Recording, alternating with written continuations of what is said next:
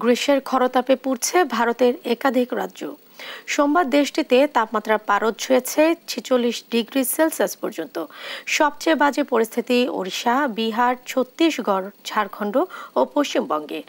ওড়িশার বেশ কয়েকটি স্কুল 4 দিনের সাধারণ ছুটি দেওয়া হয়েছে, যদিও পশ্চিমবঙ্গের বেশ কিছু এলাকা সোমবার আংশিক মেঘলা ছিল। আরও জানাচ্ছেন মুশরিফা নুজহাত। প্রচন্ড গরমে হাঁসফাঁস ভারতের জনজীবন। প্রতিদিনই একটু একটু করে চড়ছে তাপমাত্রার পারদ। তাপপ্রবাহের তীব্রতা এতটাই বেশি যে ঘরে থাকাই উপযুক্ত মনে করছেন বাসিন্দারা। চলতি মাসে দ্বিতীয় তাপপ্রবাহ চলছে দেশটিতে। পরিস্থিতি সবচেয়ে খারাপ ওড়িশা, বিহার, ছত্তিশগড় এবং ঝাড়খণ্ডে। এসব রাজ্যে তাপপ্রবাহ চরম আকার ধারণ করেছে। আবহাওয়াবিদরা বলছেন, আগামী 26 তারিখ পর্যন্ত অবস্থার কোনো উন্নতি হবে না। সোমবার ওড়িশা এবং পশ্চিমবঙ্গের তাপমাত্রা 40 डिग्री सेल्सियस छूते पारे।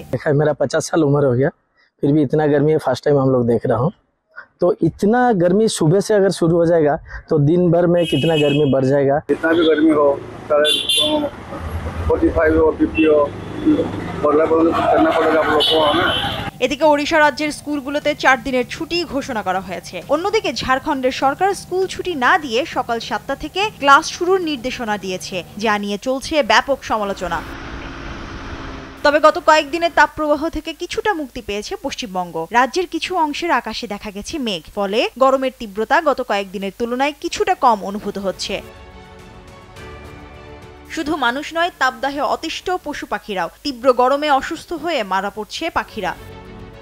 একদিকে প্রচন্ড তাপদাহ, আরেকদিকে দিল্লির ময়লার ভাগাড়ে আগুন লেগে তা ছড়িয়ে পড়েছে বিশাল এলাকা জুড়ে, ফলে তাপমাত্রা আরো বেশি অনুভূত হচ্ছে।